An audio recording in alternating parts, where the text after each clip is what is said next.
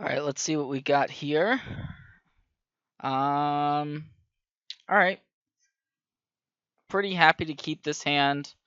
We have the option of searching for wastes with Evolving Wilds. So I'm gonna lead on the Evolving Wilds. The one downside to searching with the wastes early is that if we draw specifically Glintnest Crane, we couldn't cast it. But on the other hand, we can just cast Smuggler's Copter anyway. So our opponent's attuning for a mountain. So perhaps we are playing against Aetherworks Marvel. And speak of the devil, there's Glintnest Crane, but in any case, we're just gonna run out the Smuggler's Copter here and play the Prairie Stream next turn. And this is a pretty aggressive draw for this deck. We don't have the Panharmonicon, of course, but Copter into Displacer is pretty solid. So we'll see what our opponent can do here. Now that our opponent's passed, it could definitely mean something like a Harness Lightning, but still like just running out the Displacer either way. If our opponent kills the Copter, fine. If our opponent kills the Displacer, you know, that's fine too. And it looks like our opponent's going after the Copter. So that means we get to keep our Displacer.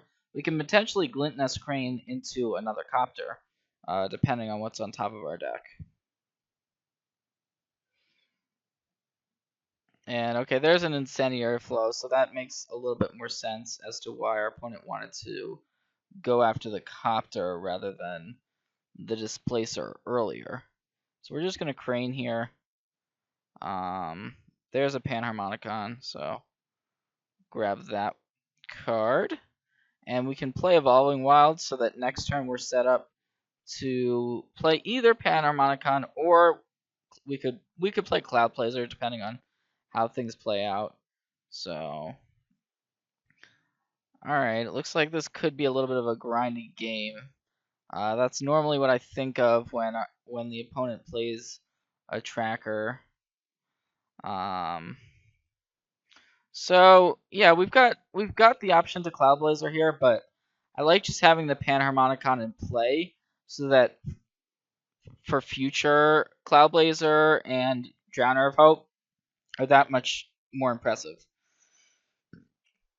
It does mean that we're operating a little bit slower though. And we're going to potentially take a hit from this Tireless Tracker. This could even be an Aetherworks Marvel here. Unclear. Looks like Bristling Hydra. Interesting. So this is a version of the energy deck that's a little bit more unusual, but there's all sorts of variants of these types of decks out there. And because of this Bristling Hydra, ooh, there's a Reflector Mage. So that's actually another attractive option that could go to. But I like just playing Drowner of Hope actually in this spot. We're gonna get 4 Scions out of this card and just try to gum up the board and have a big body that can attack our opponent if we want to.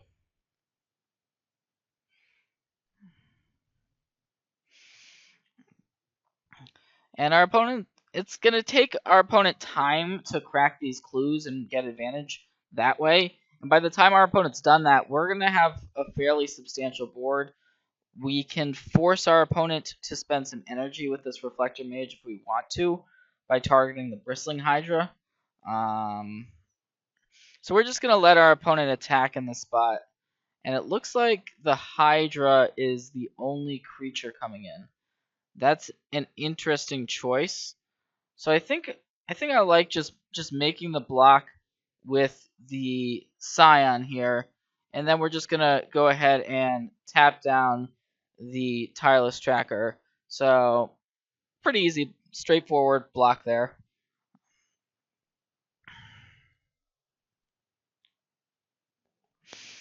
I don't like the block with the Drowner there. I'd rather keep the Drowner in play.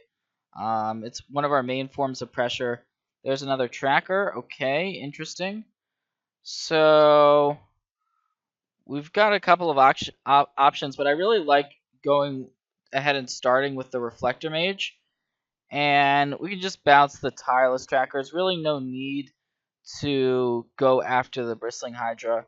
It's not that big of a threat right now. And okay, that worked out nicely. So, time to get our attack on. And what we can do now post-combat is we can think about playing Cloud Blazer. But yeah, it looks like our opponent's going to take out the Drowner here. So that's going to mean our clock is not quite as impressive, but this is really the perfect time to run out of Cloud Blazer. And we're going to get a couple of triggers off of it. So this is what the deck is supposed to do, is start getting value. We got value off of our Drowner, value off of our Reflector Mage, now value off of our Cloud Blazer. So okay, this is an interesting attack here with the Bristling Hydra. We could actually make a double block here and force our opponent to have something or trade off for our two creatures. Huh. Alright. We're at a high enough life total where the double block it's not necessary. Our opponent could have something like another Harness Lightning, which would be annoying. I mean, we also have a Westvale Abbey, which we could potentially flip if we want to. And it looks like the reason for the attack may have been this second copy of Bristling Hydra. But that's okay.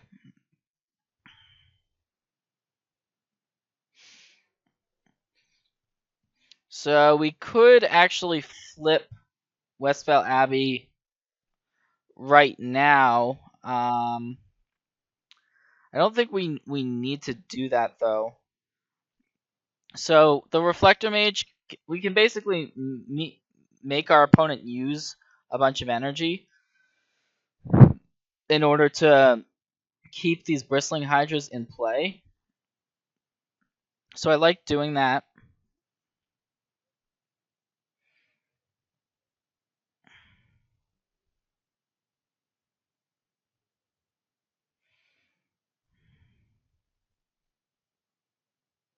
So yeah, it looks like our opponent is opting to keep their Bristling Hydras. So I think we want to play our Displacer out now, and we can make some attacks for sure. I like getting in with the Scions and just blinking the Cloud Blazer here potentially, or we could do that end of turn. Basically, use the Eldrazi Displacer, blink Cloud Blazer. Fairly effective play. Although, yeah, just gonna get in for 3 with the Flyers, and we're just gonna keep the ability to blink any of our creatures available, so that the hexproof from the Hydra is until end of turn. So we could just blink a Reflector Mage and bounce these Bristling Hydras. But it looks like our opponent's making a pretty aggressive attack. So I actually do like making some blocks here, and then we can go for the Reflector Mage blink play. So, yep, gonna go for that.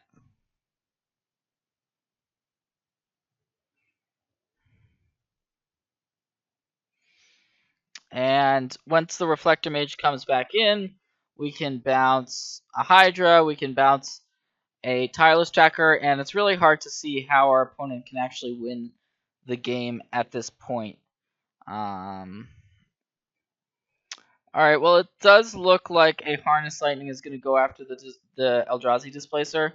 So that's a little bit annoying, but we still have a massive board presence, and it looks like that's going to be enough to seal the deal there in game 1. So moving on to the sideboard.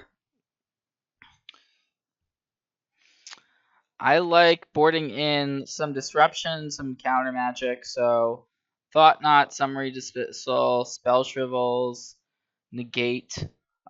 These are the types of cards we want in this matchup. So we're on the draw. And so the question becomes what to take out. I like shaving one of the 5s. So shaving one Cloud Blazer is perfectly fine. Panharmonicon. We can also shave a couple of Panharmonicons because we are on the draw. And we just want to have interaction, basically. So keeping up counter magic is nice. And that's another reason why we can shave Pilgrim's Eye and shave a Smuggler's Copter. So we're just kind of shaving here or there. And making room for our counter spells. Sometimes you can cut a Reflector Mage, but against this version, we've seen Tireless Tracker and Bristling Hydra, so I like keeping the mages in. And submitting this. So, being on the draw, it's a little bit more annoying because the opponent can have some really explosive starts, potentially.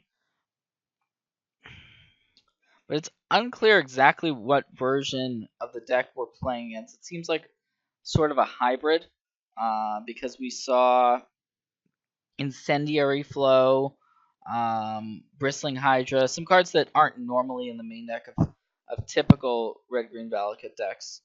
So we kept this hand a little bit risky. We need lands. Okay, there's one. So let's see if we can find something. Nope. And that's kind of unfortunate. We hit all lands off of the Glintness Crane. So, alright, it looks like our opponent is actually a green-red sort of aggressive energy deck. So wasn't really sideboarding for this matchup per se. So we'll see how this goes. Looks like our opponent has missed a land drop. At the same time, we can't actually punish our opponent for missing the land drop here. So just gonna play out an Eldrazi Displacer here. And going ahead and getting in for one. A little bit aggressive, but this could be a game that comes down to a damage race. And if our opponent kills the Displacer and attacks with the Cub, that means that the Copter doesn't get crewed. So now it may be that our sideboard plan, we say we lose this game, we may want to switch it up knowing about all of these aggressive creature-based energy cards rather than we haven't actually seen Aetherworks Marvel. We haven't seen the big Eldrazi creatures yet, so we can't just assume that our opponent has them. And now here's a Voltaic Brawler, so it looks like this could be actually the red-green aggro deck, which is a little bit surprising to me, to be honest, because our opponent didn't really have any of these 2-drops in game 2. No Copter, no Long Tusk Cub, no Voltaic Brawler. So that's why the assumption that I made was based on the information that we saw, which was Tracker and Bristling Hydra, not necessarily the most aggressive creatures, but we'll see how this goes. Here's an Evolving Wilds. Okay. So we can go ahead and play out our Displacer. And yeah, I like getting in there. The Glintness Crane, it's not really going to be blocking here. We don't want to chump block in this spot.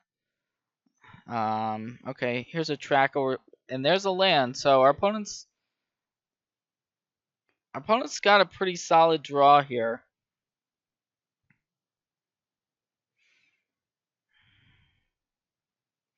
So next turn, if we draw a land, we could play Cloud Blazer or Panharmonicon.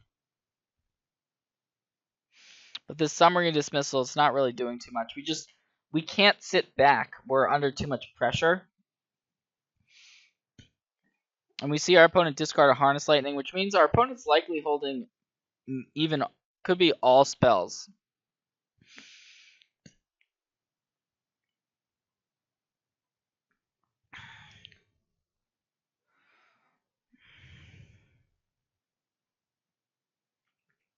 So we're taking a little bit of a beating here. Playing the Tireless Tracker, playing the Cloud Blazer, I think is correct, even though it means that we can't get as much value off of the Panharmonicon. I think we want to try to stem the bleeding here, gain some life, draw a couple cards, and then proceed from this point.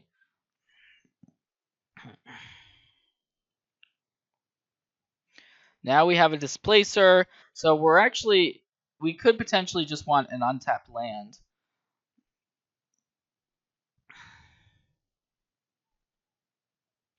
Notably, our opponent is actually out of energy here. So we're not worried about Harness Lightning in this spot, which is really nice. Was planning on making the double block anyway, but now it's less likely our opponent is going to be able to 2-for-1 us here. We're actually happy to not have played the Panharmonicon.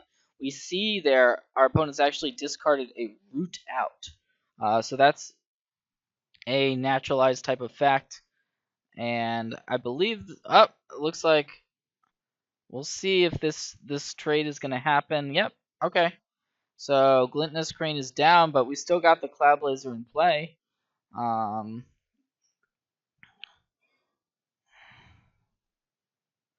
And there's a land. Okay, so we can just go ahead and actually make this attack to start off here.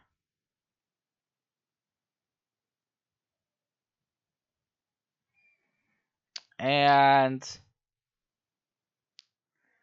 I like playing the Displacer for sure. We could hold up Spell Shrivel, but instead of doing that, I'm just going to go ahead and blink the Cloud Blazer.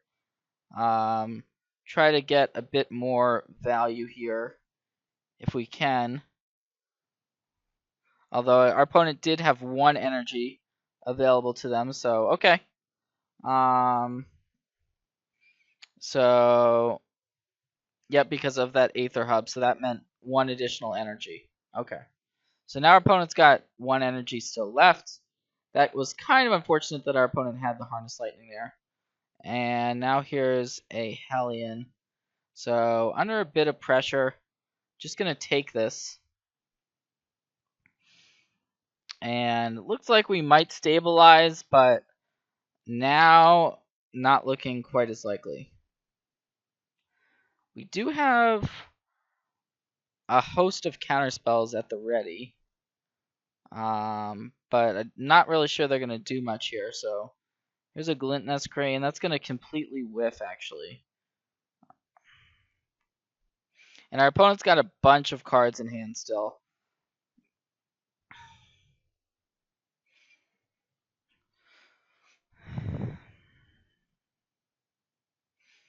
So the only good thing we have going for us really is that this Hellion might be dying at the end of turn, just because our opponent has no energy left.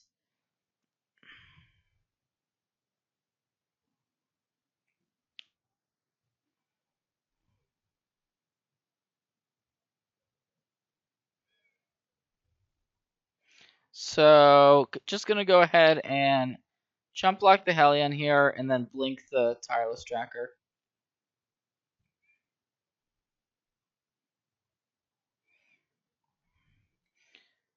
It would be nice if we had even 1 more land up so we could have negate at the ready.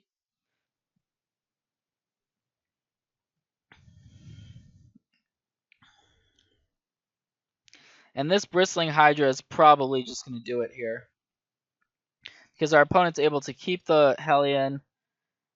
We drew a Westvale Abbey. We could blink 2 things. 2 of our opponent's creatures, but then, we'll see. it's not looking great, but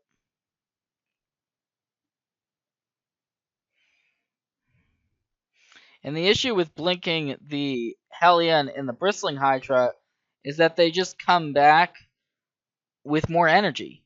So that's not going to work. And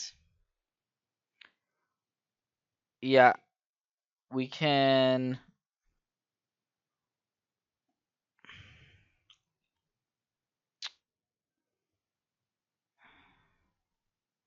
We could block here and then go blink. We could go try to blink the Hydra and the Hellion, I guess. Not liking this play though.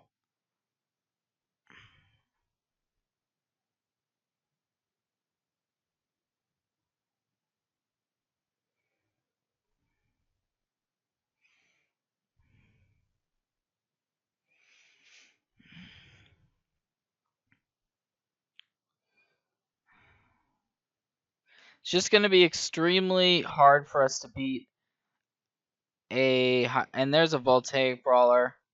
So that's even more that we have to deal with here.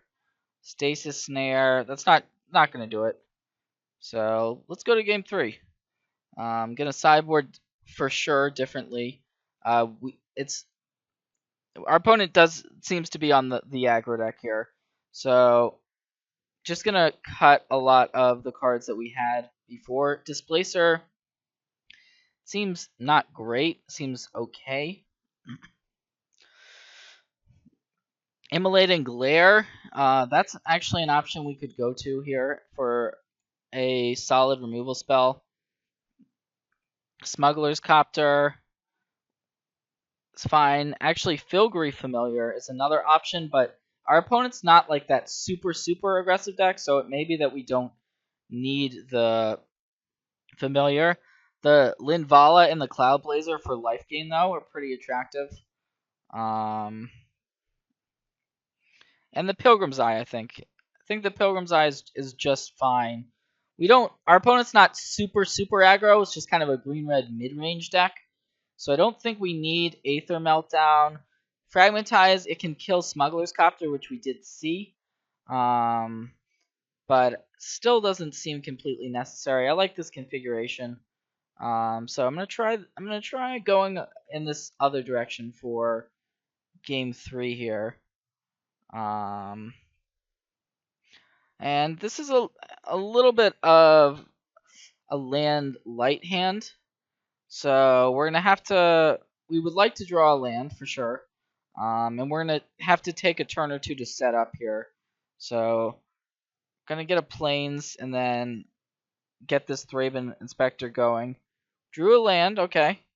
So now we can get a waste off the Evolving Wilds because we drew a blue source here.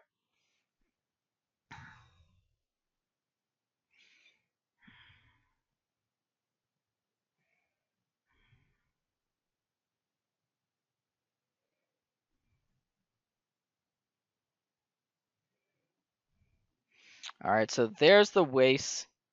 And definitely going to get in there with the Inspector. Now we could deploy the Eldrazi Displacer, but I actually like just passing here with Stasis Snare available to us. And here's a Voltaic Brawler. So if our opponent does crew the Copter, we can just go ahead and Stasis Snare it. We don't really want to be taking any damage right now. If we draw land, we can play Thought Knot, which is great. If not, we can just play Displacer or the Smuggler's Copter we just picked up. I think there's actually a lot to be said for just playing the Copter here. Yep, just going to play the Copter out and pass the turn. I like just being able to loot in these types of spots where we want to draw lands. The Displacer, it's not doing a ton for us. We boarded at least one out. And we're just planning on blocking if our opponent attacks with the Voltaic Brawler. Alright, here's a Hellion. That's interesting. So, yep, we're still just going to block the Brawler and take the damage from the Hellion.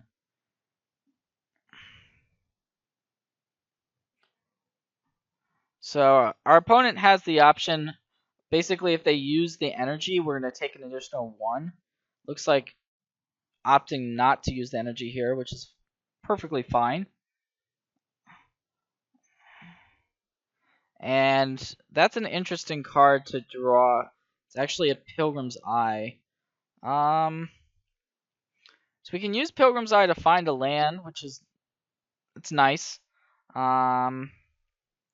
Displacer is definitely more impactful, but I think I'm going to discard the Displacer and keep the other 3-drop, just because we have got a 6-drop, a 5-drop, and a 4-drop. Pretty desperate for lands here. So just going to play the Pilgrim's Eye right out. And we're fine with just going ahead and chump blocking with the Pilgrim's Eye. That's basically what it's in the deck to do, is to chump block and to find us our land drops. So the other nice thing about chump blocking this Hellion is it's going to continually eat energy, so it may eventually just die. It's not going to be easy for our opponent to keep it around forever, that's for sure. Although this is going to get our opponent some energy, this Voltaic Brawler here. So Reflector Mage. So we could play Reflector Mage, or we could play Thought-Knot Seer here. Both are pretty reasonable in this spot. If we go for Reflector Mage, I like hitting the Long Tusk Cub the most, I think, out of the options. Yeah, I like actually Reflector Maging the Cub here. We really don't want to take a hit from it right now. And our opponent could very easily have something like a Harness Lightning for a Thought-Knot, even though we can take whatever we want from a Thought-Knot Seer, which is obviously nice, but feel pretty comfortable just making this play here. And now this attack is interesting, because if our opponent spends an energy, but it looks like our opponent didn't spend any energy on this Voltaic Brawler, so definitely going to block with the Reflector Mage. I think we can take the 4 damage from the Hellion. We haven't seen any pump, even though some of these energy decks do play a lot of pump spells, which is a little bit weird. So, okay, our opponent's up to 3 energy now. And now we just want to play Thought-Knot Seer, see what's going on, so we can make our decisions a bit easier. So, okay, root out. We do have a Stasis Snare in play, so that could be kind of annoying. There's a Tracker and a Long Tusk Cub as well. But I think the root out is actually the biggest problem for us, just because it gives our opponent easy card advantage, but I could also see arguments for the Tireless Tracker.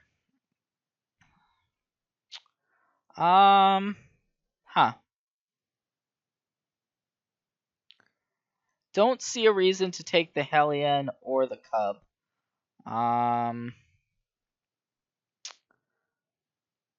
Alright, I'm gonna go with my gut and take the root out here and just pass. That's the non-creature spell, so we now know our opponent's gonna just be trying to kill us by attacking on the ground. So it could be another Hellion here. That is gonna put a decent amount of pressure on us. So I like just blocking with Thought-Knot on the Hydra and then chumping a Hellion. But we are all the way down to 8 here. It's a pretty precarious life total. And these Hellions have a way of just not dying. Alright, here's another Thought-Knot Seer. Interesting. Well, we can cast it here. I like casting it here, actually. Let's see what our opponent's got now. Alright, Tracker, Tireless Tracker, and 2 Longtusk Cubs. And a Voltaic Brawler. I like taking the Brawler, actually. Because that's the one card that gives our opponent easy energy. Now we could just die, but we have to block one of these Hellions. So gonna make the quick block and go down to 4.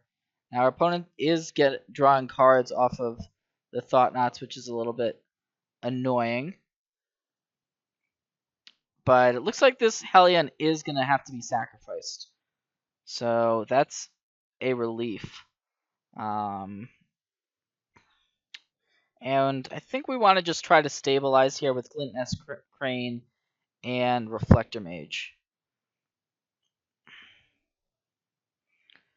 It's a little bit unfortunate that we whiffed off the Crane, but we have less artifacts in our deck now after sideboarding.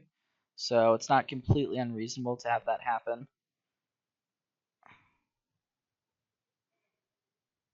And even though we're at 4, we can gain life next turn if we want to with Cloudblazer. And then we also have Drowner. So it's not clear actually who's ahead in this game. Our opponent's got 5 cards. That's a lot of cards. And has clearly been putting a lot of pressure on us. But we've got the tools to potentially stabilize. But here's the tracker. So that's going to allow our opponent to start the card advantage train. And I think we want to just put our Drowner into play. So that is going to happen. But definitely worried about our opponent just out-carding us because we haven't really gotten a lot of pressure yet. And here's a second tracker.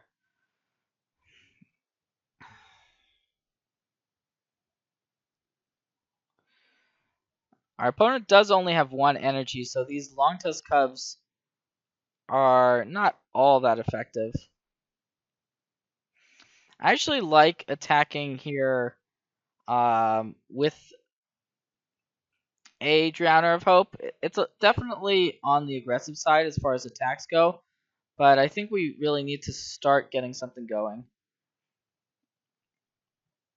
And we're going to follow up with Cloudblazer. And why not? Let's play this Glint-Nest Crane also. And there's a Copter. Interestingly enough, we could actually put the Copter into play right now if we wanted to. Not going to. The way we would do that would just be sacrificing the Scions to play it. But now we've got a solid aerial presence. This Hellion we knew about. Not too surprising to see it come down here. We'll see how aggressive our opponent gets, and it looks like it's just going to be an all-out attack. So quite aggressive. So we do have to make some blocks here.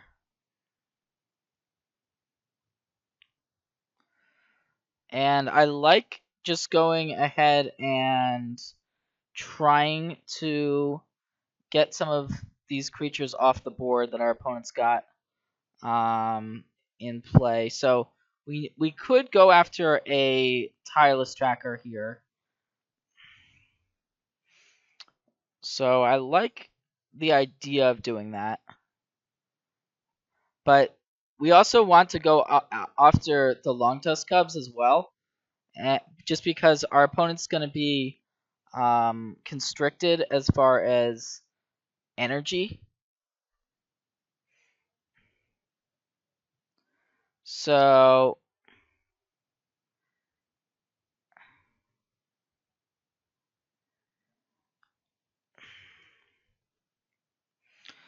yeah, we're gonna go ahead and make blocks here to try to get as much of our opponent's board out of the way as possible.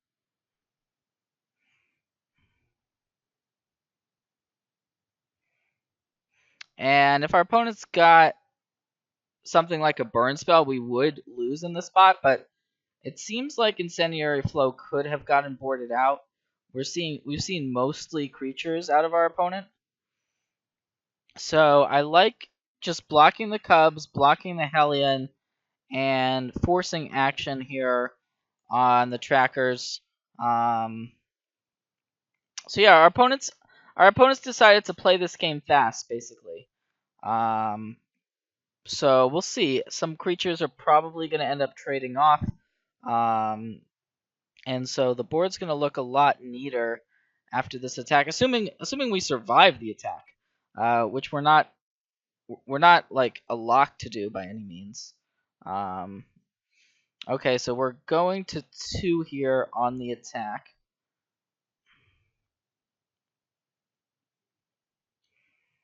And here's a Servant of the Conduit. Okay, so that's going to allow our opponent to keep the Hellion in play for another turn, which is pretty annoying. So we get to refuel here. I like playing this Cloud Blazer and seeing what we find to start.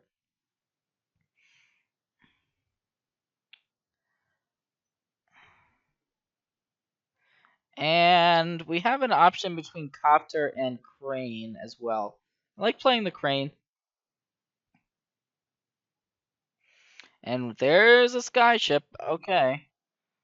We're going to take the Sky Sovereign.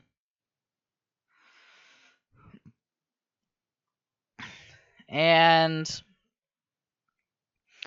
feels like it would be a little greedy to attack here. Yeah, just going to pass. Our opponent, we've gotten one of those trackers off the board, which is pretty important. So I feel a little bit more comfortable moving towards the late game. Even though our opponent can draw basically 2 cards a turn.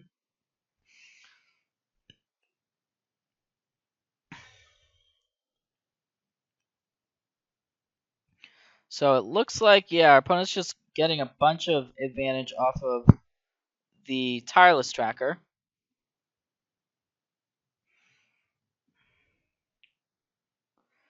So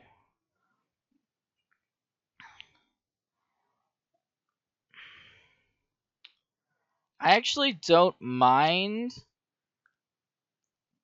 chump blocking here. We could also make, there's also more aggressive blocks we can make too.